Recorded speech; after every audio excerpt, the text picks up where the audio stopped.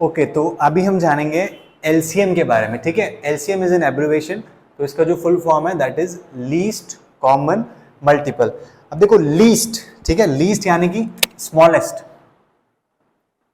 Smallest, common यानी कि common का मतलब समझ में आ गया ना, जो सब जगह क्या हो, मतलब सब जगह जो मिले। ठीक है, मल्टीपल, अब मल्टीपल का मतलब जानते देखो। मल्टीपल का मतलब समझाने के लिए मैं सबसे पहले आपको आपके बचपन में लेके जाता हूँ। ठीक है, बचपन में हम सबसे पहले क्या याद करते हैं मैथ्स में, मतलब सब मैथ्स में टेबल्स हमको याद कराए जाते हैं, राइट। तो देखो अब मैं यहाँ पे अगर 2 की टेबल लिख रहा हूँ तो 2 1 2, 2 2 4, 3 6, 4 8, ठीक है, 10 12 एंड सो ऑन।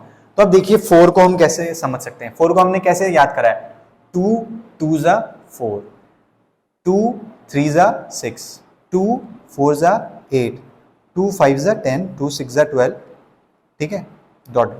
तो ये जो हमने लिखा ना अभी सीक्वेंस, ये जो हमने अभी सीक्वेंस लिखा, ये कुछ नहीं है, ये सिर्फ 2 के मल्टीपल्स हैं। क्या है? 2 के मल्टीपल्स हैं। अभी एक जगह आपने 2 को 2 से करा, 3 से करा मल्टीप्लाई, 4 से करा, 5 से करा, 6 से करा। ठीक है, तो ये जो आप टेबल लिखते थे बचपन में, ये कुछ नहीं था, ये सिर्फ एक 2 के मल्टीपल्स की टेबल्स थी। क्या थी? 2 के मल्टीपल्स की टेबल। समझ में आया? तो किसी भी नंबर का मल्टीपल होना यानी कि उसकी टेबल में, उसकी टेबल का एक क्या होना, हिस्सा होना। समझ में आ गया? तो ये जो 12 है, ये जो 12 है, ये 2 का कौन सा मल्टीपल है बताओ? ये 2 का 6th मल्टीपल है। कौन सा मल्टीपल है? 6th मल्टीपल है। 10 है, कौन सा मल्टीपल है? 5th multiple. 8 है, वो कौन सा मल्टीपल है? 4th multiple. ठीक है, तो ये 2nd मल्टीपल हो जाएगा 2 का, ये 3rd मल्टीपल हो जाएगा, ये 5th मल्टीपल हो जाएगा, ये 6th मल्टीपल हो जाएगा। तो जो भी हम टेबल याद करते थे बचपन में या याद करी है, वो टेबल कुछ नहीं है, वो क्या है? मल्टीपल्स की टेबल है। किसकी? मल्टीपल्स की टेबल। तो 3 की टेबल क्या है? कुछ नहीं, 3 के मल्टीपल्स की टेबल। समझ में आ गया? 2nd multiple, 3rd multiple, 4th, समझ में आ गया?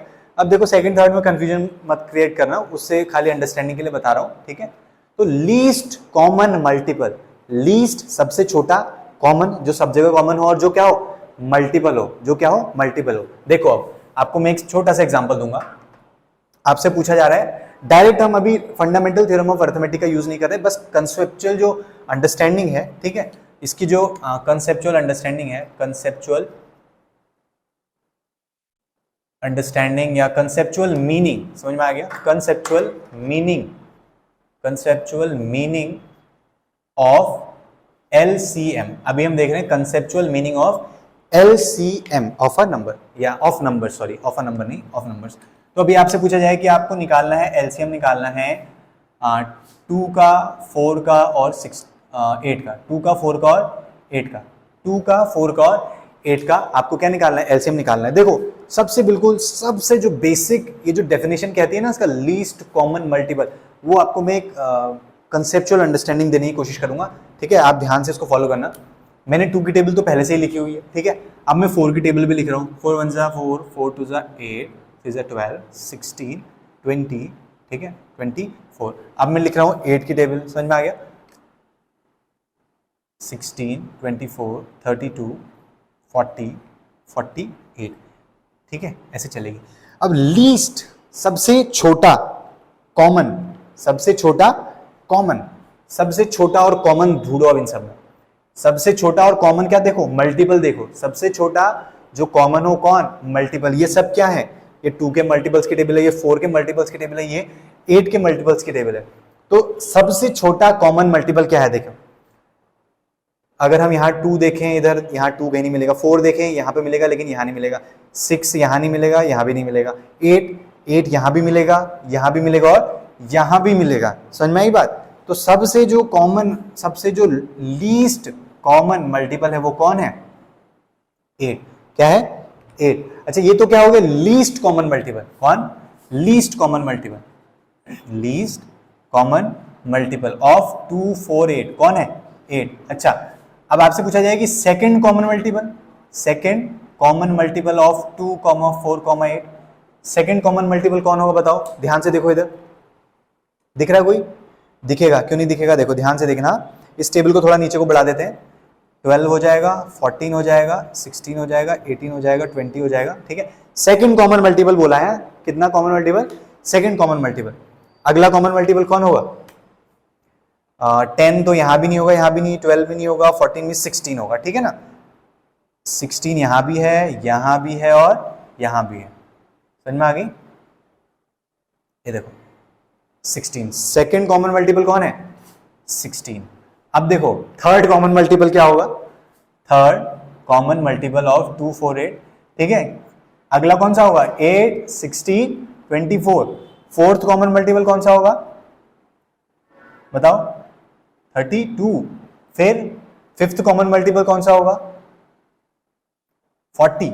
समझ में आ गया? तो कॉमन मल्टीपल्स कैसे निकलेंगे? आपको पहला कॉमन मल्टीपल निकालना है, यानी कि लीस्ट कॉमन। देखो इसको लीस्ट भी लिख सकते थे, ठीक है, इसको फर्स्ट भी लिख सकते थे, इसको लीस्ट कॉमन मल्टीपल भी कह सकते थे और फर्स्ट कॉमन मल्टीपल भी कह सकते थे, ठीक है। जो जिन्होंने ये भी डेफिनेशन दी, अगर वो फर्स्ट कॉमन मल्टीपल लिखना चाहते तो लिख सकते थे, ठीक है। तो हो सकता है आज अगर वो तब फर्स्ट का होता तो आज हम इसे फर्स्ट कॉमन मल्टीपल बोलते हैं, लेकिन लीस्ट बोल दिया उन्होंने तो आज हम इसे लीस्ट कॉमन मल्टीपल यूज कर लेते हैं, ठीक है। तो लीस्ट कॉमन मल्टीपल निकाल देना है, ठीक है, और उसके बाद जितना लीस्ट कॉमन मल्टीपल का वैल्यू है ना उतना आपने उसमें ऐड करते जाना है। ध्यान से देखो इधर, सेकंड कॉमन मल्टीपल कैसे आया? लीस्ट कॉमन मल्टीपल में 8 ऐड करके। समझ में आ गया? थर्ड कॉमन मल्टीपल कैसे आया? लीस्ट कॉमन मल्टीपल में 8 को 2 बार ऐड करके, 8 को 2 बार ऐड करके। फोर्थ कॉमन मल्टीपल कैसे आया? लीस्ट कॉमन मल्टीपल में 3 बार किसको ऐड करके? लीस्ट कॉमन मल्टीपल को ऐड करके। समझ में आ गया? तो ये है least common multiple, second common multiple, third, fourth, fifth and so on. तो जो nth कॉमन मल्टीपल होगा, कौन सा? nth, यानी कि जो जनरल एक कॉमन मल्टीपल होगा, nth कॉमन मल्टीपल, वो कैसे निकलेगा? हाँ ठीक है, least common multiple plus least common multiple plus 8 कितनी बार? n-1 times, n-1 times. क्यों? देखो सेकंड कॉमन मल्टीपल निकालने के लिए क्या करा? 8 प्लस 2-1 टाइम्स 8, 8 प्लस 2-1 टाइम्स 8। हमने 8 प्लस 2-1 यानी कि 1 टाइम्स 8। थर्ड कॉमन मल्टीपल निकालने के लिए हमने क्या करा? 8 प्लस 3-1 टाइम्स 3-1 यानी कि 2 टाइम्स 8, 8 को 2 बार ऐड करा ना। फोर्थ कॉमन मल्टीपल निकालने के लिए करा हमने 8 प्लस 4-1 टाइम्स 8 को ऐड करा, 8 प्लस 4-1 टाइम्स 8 को ऐड करा, यानी कि 3 बार 8 को ऐड करा। तो nth कॉमन मल्टीपल कैसे निकलेगा? 8 प्लस n-1 टाइम्स किसको ऐड करेंगे? किसको ऐड करेंगे? 8 को ऐड करेंगे। किसको? 8 को ऐड कर देंगे, ठीक है। इसको मैं क्या लिख सकता था? 8 प्लस 3 टाइम्स 8। इसको मैं क्या लिख सकता था? 8 प्लस 2 टाइम्स 8। इसको मैं लिख सकता था 8 प्लस 1 टाइम्स 8, 1 टाइम्स 8। समझ में आ गया? और वो 1 कैसे आता? 2-1 से आता, 2-1 टाइम्स 8। ये 3 कैसे आता? 3-1 टाइम्स 8। ये 3 कैसे आता? 4-1 टाइम्स 8। समझ में आ गया? तो nth कॉमन मल्टीपल क्या होगा? 8, यानी कि LCM, ठीक है, LCM, ये इधर भी LCM सब जगह LCM। तो LCM plus n-1 times LCM। समझ में आ गया? अगर आपसे पूछा जाए कि इसका 50th कॉमन मल्टीपल निकालो, क्या निकालो? 2, 4 और 8 का 50th कॉमन मल्टीपल निकालो, तो क्या करेंगे? 50th, right, 50th common multiple. तो कैसे निकलेगा? LCM, यानी कि 8 प्लस 50-1 टाइम्स LCM। तो 50th कॉमन मल्टीपल क्या हो जाएगा? 49 इंटू 8, ठीक है, जितना भी आंसर आता है। समझ में आ गया?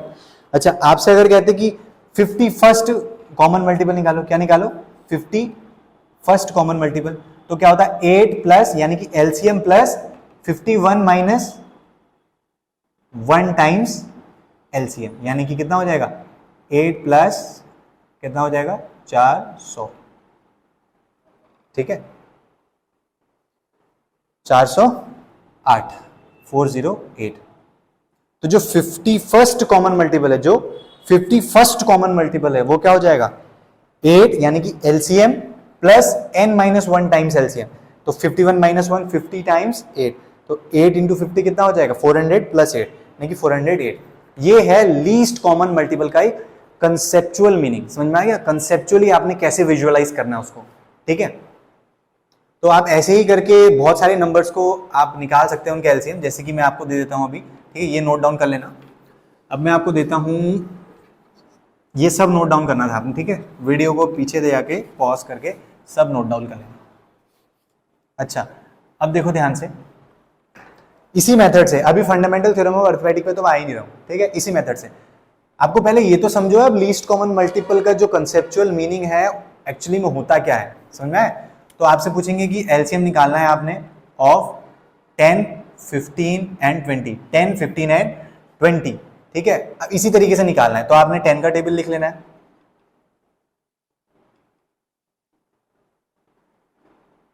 70, 80 एंड सो ऑन, ठीक है। फिर 20 का 15 का टेबल लिख लेना है, 30, 45, 60, 75, 90, 105, 120, 20 का टेबल लिखना है। ऐसे आपको बहुत आसान लग रहा होगा लेकिन ये कंसेप्चुअल अंडरस्टैंडिंग है एलसीएम की।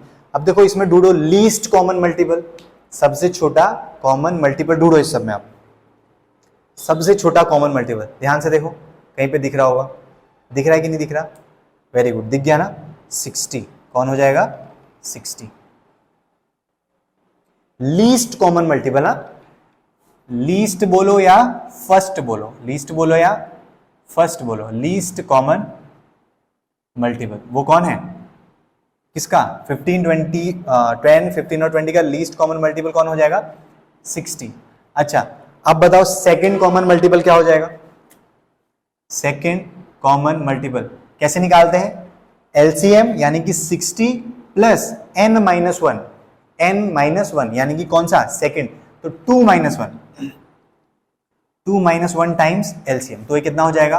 120, 120। सेकंड कॉमन मल्टीपल कौन है? 120। अच्छा, अब निकालो थर्ड कॉमन मल्टीपल, ठीक है, third common multiple, third common multiple. तो थर्ड कॉमन यानी कि कैसे निकालते हैं? nth कॉमन मल्टीपल कैसे निकालते हैं? एलसीएम यानी कि 60 plus n minus 1, 3 minus 1, 3 minus 1 times LCM, 3 minus 1 times LCM, ये कितना हो जाएगा? 60 प्लस 120, वो कितना हो जाता है? 180। तो ये थर्ड कॉमन मल्टीपल है।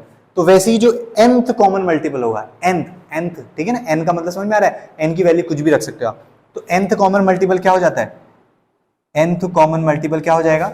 एलसीएम यानी कि 60 प्लस n माइनस 1 टाइम्स 60, ये क्या हो जाएगा? nth common multiple. अब आप n में 100 लिखो, 1000 लिखो, लाख लिखो, आपको पता चल जाएगा बिना टेबल लिखे कि उस नंबर का कॉमन मल्टीपल क्या है। समझ में आ गई बात? ओके, अब हम आते हैं फंडामेंटल थ्योरम ऑफ अरिथमेटिक से हम कैसे निकालने वाले हैं, ठीक है। फंडामेंटल थ्योरम ऑफ अरिथमेटिक क्या कहती है? कोई भी कंपोजिट नंबर अपने प्राइम फैक्टर्स के प्रोडक्ट के फॉर्म में रिप्रेजेंट किया जा सकता है, और वो जो फैक्टराइजेशन है वो हर कंपोजिट नंबर का यूनिक होगा, ऑर्डर को अगर ध्यान में ना रखें तो, ठीक है। ऑर्डर एक मिनिस्टिकल बहुत ही पेटी बात होगी, ठीक है, तो उसकी बात नहीं कर रहे हैं हम ऑर्डर की। तो देखो, अच्छा, अब सबसे पहले हमने एग्जांपल क्या लिया था? शायद 2, 4 और 8 लिया था ना।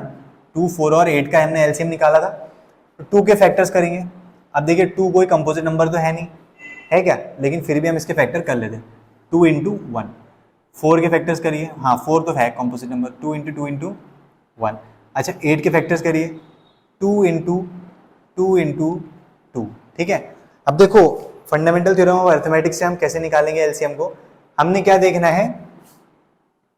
यूनिक प्राइम फैक्टर्स देखने, unique prime factors, unique prime factors. तो यहाँ पे एक ही यूनिक प्राइम फैक्टर है, कौन है? 2, ठीक है ना, सिर्फ 2 है यहाँ पे एक यूनिक प्राइम फैक्टर। ये इधर भी 2, सब जगह क्या है? सिर्फ और सिर्फ 2 ही है, 2 ही है नहीं, 2 ही है, ठीक है। तो 2 ही एक यूनिक प्राइम फैक्टर है। उस यूनिक प्राइम फैक्टर की सबसे हाईएस्ट पावर कहां पे है? इधर है ना, बस वो चढ़ा दो उस पर। तो यूनिक प्राइम फैक्टर की हाईएस्ट पावर, ठीक है, हाईएस्ट पावर रेज कर दो, रेज कर दो, ठीक है। तो यूनिक प्राइम फैक्टर कौन है? सिर्फ 2 है, और इसकी हाईएस्ट पावर क्या है? 3। तो एलसीएम क्या आ जाएगा हमारा? 3। एलसीएम क्या आ गया? 3, 2 की पावर 3। एलसीएम क्या आ जाएगा? 2 की पावर 3, इसका मतलब 8। तो अभी देखो हमने टेबल लिख के भी क्या निकाला था? एलसीएम 8 ही तो निकाला था, राइट। तो इस तरीके से आप 2, 4 और 8 का फंडामेंटल थ्योरम ऑफ अरिथमेटिक से क्या कर सकते हैं, एलसीएम निकाल सकते हैं। अच्छा, अब हम देखते हैं कि 10, 15 और 30 इनका एलसीएम कैसे निकलेगा। तो देखो 10 के प्राइम फैक्टर्स करते हैं। 10 के फैक्टर्स क्या है, देखो छोटे नंबर के फैक्टर्स तो आप अपने मन में ऐसे ही सोच सकते हैं। अब देखो प्राइम फैक्टर्स की बात करें, 1 कोई प्राइम फैक्टर नहीं है, समझ में आ गया, 1 कोई प्राइम फैक्टर नहीं है, तो 1 को हम नहीं लिख रहे हैं। अब हम नहीं लिखेंगे 1 को आगे से, ठीक है, 1 को नहीं लिखेंगे, 1 को नहीं लिखेंगे, बिल्कुल भी नहीं लिखेंगे, ठीक है। तो 10 क्या होगा, 2 इंटू 5, 15 क्या हो जाएगा, 3 इंटू 5, और 30 क्या हो जाएगा, 3 इंटू, बताओ 3 इंटू कितना हो जाएगा, 2 इंटू 5। कैसे कर रहा हूं मैं, देखो मुझे तो प्रैक्टिस है बहुत ज्यादा, तो आप लोगों को कैसे करना है शुरू शुरू में, ठीक है। 30 को ऐसे लेंगे, 2 15 जा, 3 5 जा, या 5 3 जा, और 5 1 जा, ठीक है। तो इसके प्राइम फैक्टर्स ऐसे आ जाएंगे। अब मुझे तो प्रैक्टिस कैसे है, देखो 30 को मैं 2 नंबर्स में तोड़ूंगा, 3 और 10, तो मैंने 3 यहाँ लिख दिया, फिर मैं 10 को और 2 नंबर्स में तोड़ूंगा, 2 इंटू 5। अब मुझे पता है उनमें से मैं किसी को तोड़ नहीं सकता, क्योंकि वो दोनों क्या है, प्राइम्स हैं, 2 और 5 दोनों, तो इसीलिए 15 का भी ऐसे ही करा, 3 इंटू 5। अब छोटे नंबर्स में ये पॉसिबल है कैलकुलेट करना, बट जो बड़े नंबर्स होते हैं उनमें पॉसिबल, नॉर्मल इंसानों के लिए, मेरे लिए, आपके लिए पॉसिबल नहीं है, ठीक है। तो अब देखो यूनिक प्राइम फैक्टर्स क्या है, यूनिक प्राइम फैक्टर्स, एक 2 है यूनिक प्राइम फैक्टर, 5 है और 3 है, तो 3 यूनिक प्राइम फैक्टर्स हैं, 3 यूनिक प्राइम फैक्टर्स हैं। तो यूनिक प्राइम फैक्टर की पावर, 2 की हाईएस्ट पावर क्या है, 2 की हाईएस्ट पावर 1 ही है, 2 की हाईएस्ट पावर 1 ही है। 5 की हाईएस्ट पावर क्या है, सब जगह ध्यान से देखो 1 ही है। अच्छा, 3 की हाईएस्ट पावर क्या है, सब जगह 1 ही है। तो एलसीएम क्या हो जाएगा, 2 इंटू 5 इंटू 3 इंटू 1, सबकी पावर 1, ये कितना आ जाएगा, 15 2 जा 30। तो एलसीएम कितना है, 30। वाओ, ये कैसे, अच्छा ठीक है, वो एग्जाम्पल हमारा 20 था यहाँ पे शायद, ठीक है, वो एग्जाम्पल में 20 था, बट कोई बात नहीं, ठीक है ना। अब चलो इसे 20 ही कर लेते हैं, बात को इक्वल बनाने के लिए। कर लिया, 20 कर लिया हमने, 20 कर लिया, बस बस बस, खुश खुश, इसको 20 कर लो, और इसको 2 इंटू 5 इंटू 2 कर दिया। अब 2 की हाईएस्ट पावर क्या है, देखो 2 की हाईएस्ट पावर इधर है, 2 की हाईएस्ट पावर क्या है, 2 है, 2 की हाईएस्ट पावर इज 2, 3 की हाईएस्ट पावर इज 3, 5 की हाईएस्ट पावर इज 1, ठीक है। तो 2 इंटू 2 की पावर 2 इंटू 5 इंटू 2, ये कितना हो जाएगा, 60, कितना हो जाएगा, 60। और वही हमारा भी आया था जब हमने इसकी मल्टीपल्स लिखे थे नीचे को, राइट। तो 10, 15 और 20 का हमने क्या निकाला, फंडामेंटल थ्योरम ऑफ अरिथमेटिक से प्राइम फैक्टर्स करे, फिर हमने क्या देखा, तो यूनिक प्राइम फैक्टर्स है ना, जैसे कि 2 है यूनिक प्राइम फैक्टर, 5 है यूनिक प्राइम फैक्टर, और 3 यूनिक प्राइम फैक्टर है। यानी कि जो बोल सकते हो आप अलग अलग प्राइम फैक्टर्स है, उन्हीं को यूनिक प्राइम फैक्टर्स बोल रहे हैं, ठीक है। तो 2 हो गया, 5 हो गया, 3, इसके अलावा और कोई किसी टाइप का प्राइम फैक्टर नहीं है ना। हाँ, तो 2 की हाईएस्ट पावर क्या है, इधर है, यानी कि 2 की पावर 2, 5 की हाईएस्ट पावर क्या है 1, 3 की हाईएस्ट पावर क्या है 1, तो ये क्या हो जाएगा 60, क्या हो जाएगा एलसीएम। ये किससे निकाला हमने, फंडामेंटल थ्योरम ऑफ अरिथमेटिक से क्या निकाला, एलसीएम निकाला, ठीक है। आपको मैं कुछ होमवर्क दे देता हूं,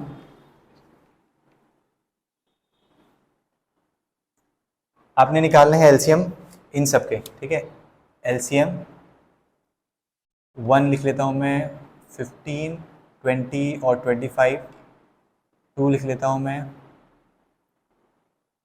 2, 8 और 12, 3 लिख लेता हूं मैं, 6, 8 और 12, 4 लिख लेता हूं मैं, 3, 4 और 15, 5 लिख देता हूं मैं, 14 तो नहीं है, 15, 20,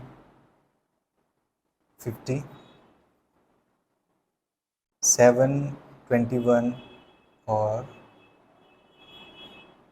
14, ठीक है। 7th में लिख देता हूँ 0 नहीं, 4, 18, 24, 8th में लिख ले रहा हूँ 8, 18, 28, 8, 18 और 28। आपको क्या, अब देखिए इन दोनों के आपने जो निकालने हैं ना प्राइम फैक्टर्स, इन तीनों के इन चारों के, चलो इन चारों के निकलवा लेता हूँ मैं आपसे। इन चारों के जो आपने प्राइम फैक्टर्स निकालने हैं ना, ये फंडामेंटल थ्योरम ऑफ अरिथमेटिक और वो जो टेबल वाला मेथड है ना, table method and fundamental theorem of arithmetic, इनसे निकालने इन तीनों के, ठीक है। इन चारों के। क्यों? क्योंकि ताकि आपके जो मन में कॉन्सेप्ट है ना वो थोड़ा स्ट्रेंथन हो जाए, ठीक है, मजबूत हो जाए कि ये एलसीएम का जो कंसेप्चुअल मीनिंग है वो क्या है, ठीक है। और बाकी को आप सिर्फ किससे निकालेंगे? फंडामेंटल थ्योरम ऑफ अर्थमेटिक्स से, फंडामेंटल थ्योरम ऑफ अरिथमेटिक्स से, ठीक है। ओके, तो आई होप कि समझ में आया होगा। अगर नहीं आया है तो आप रिवाइंड, स्पीड कम ज़्यादा करके देख के अच्छे से, बहुत अच्छे से समझा रखा है, ठीक है, तो आप इसको अच्छे से देखिए और अच्छे से समझिए।